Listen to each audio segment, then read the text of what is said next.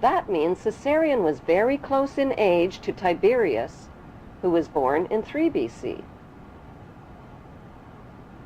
By comparing important dates in the Jewish, Muslim, and Christian holy books, there is a margin of error of at least 30 years.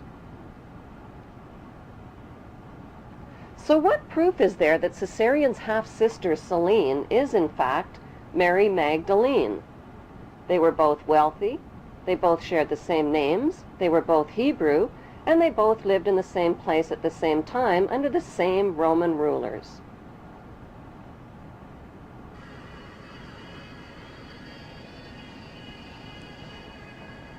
The most convincing proof lies in a famous New York statue.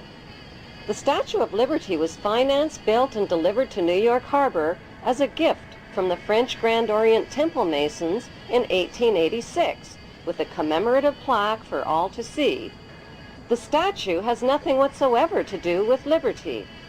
Its designer was French Freemason Frederick Auguste Bartholdi, who traveled extensively throughout Egypt.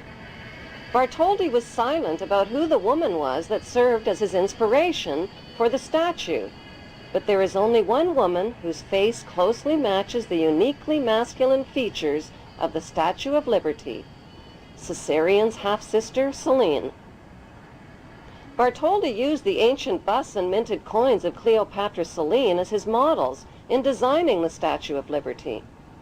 By comparing a digitized photograph of the Statue of Liberty with a bust of Cleopatra Selene, the matching identity of Mary Magdalene and Selene becomes clear.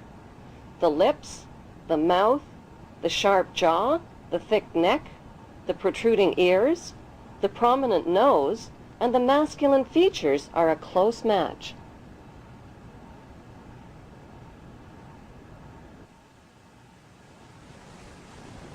An ancient minted coin of Cleopatra Selene reveals that even her hairstyle and hair tie ribbons are an identical match with the Statue of Liberty's hairstyle and ribbons.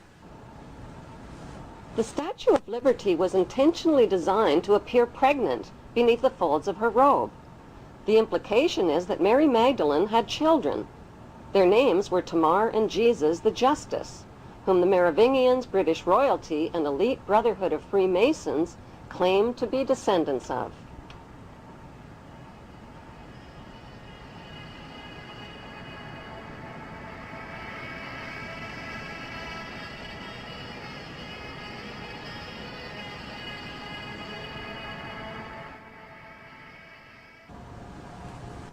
With the blur of confusing Judases, Thomases, Jameses, Marys, and Josephs found in the Bible, many researchers have been challenged by the Bible's name game and its who's who mysteries.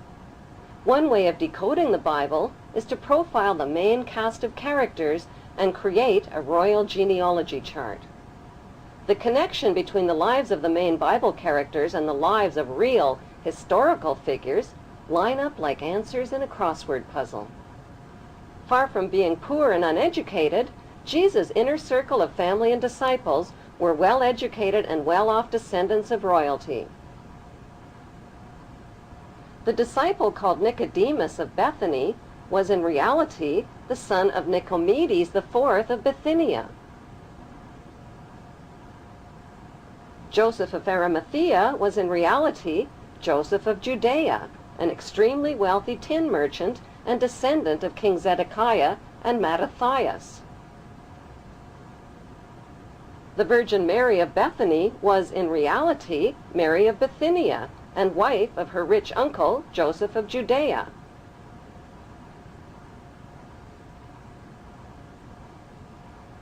Mary Magdalene, Jesus of Nazareth, Thomas, and James were the wealthy royal offspring of Hebrew-Egyptian Ptolemy queen Cleopatra VII.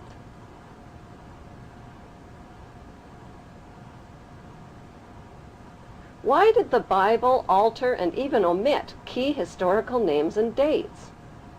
To cover up the real Hebrew identities of the royal ruling families of Egypt and the Holy Roman Empire, whose secret religion was and still is the cult of Amun.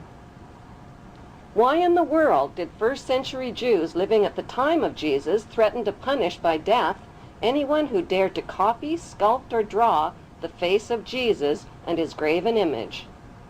What were they afraid of? Were they afraid perhaps he might be recognized for who he really was?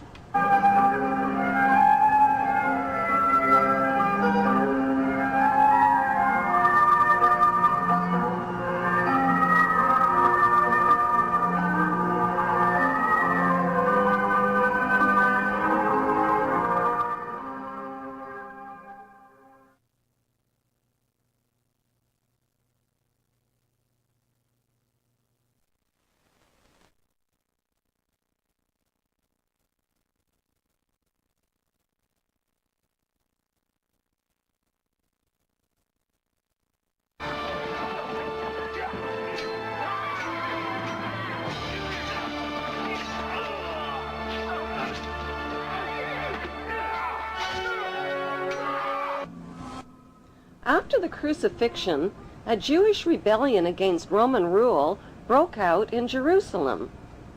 The Roman soldiers destroyed Solomon's temple, burned Jerusalem, and eventually renamed the land of Israel Palestine. The Hebrew tribes dispersed from the land of Israel and joined together into a ferocious force of brutal seafaring warriors. They named themselves after their 6 great ancestors, the 6 Hebrew Hyksos kings who once ruled Egypt. The VI in their name, Vikings, is the Roman numeral for 6 kings. Was the largest tribe of Israel and the first to replace the god of Judaism with pagan fertility gods. The tribe of Dan became seafaring pirates, looting their way from Greece along the Mediterranean, leaving evidence of their migration route. Like signposts, they incorporated the name of Dan into the names of mountains, towns, and rivers, like the mighty river Danube. They raided their way up the coast of Europe and built settlements in the British Isles and in Scandinavia. The country of Denmark literally means the mark of Dan. Carvings of snakes and dragons on their ships, the red and white stripes on their sails, and archaeological relics reveal that the tribe of Dan became none other than the dreaded Vikings. The pagans arrived like stinging hornets, and spreading on all sides like fearful wolves, robbed, tore, and slaughtered not only beasts of burden, but even priests and monks and nuns. They came to the church of Lindisfarne and destroyed everything, trampled and polluted the holy places. Their mouths froth, their eyes stare, they howl like wild beasts. Joined by the Israeli tribe of Naphtali, they continued their reign of terror through the British Isles, accumulating massive amounts of wealth. Then the unthinkable happened. Their king, King Canute, was crowned King of England, Denmark, Norway, and Sweden in 1016 AD. And so the tribes of Israel had found a new homeland, and the throne of Israel had found a new throne, the throne of England.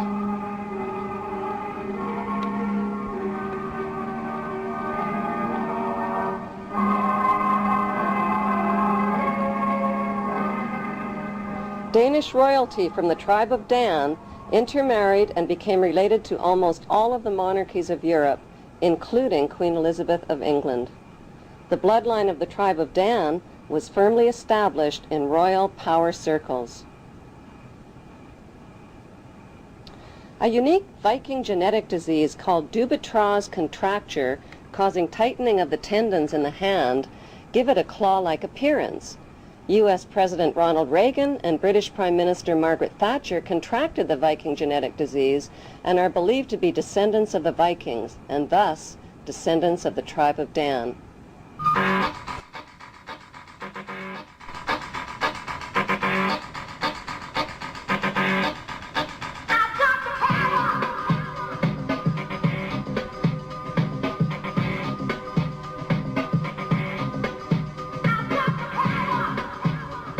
The media media has misled the public into believing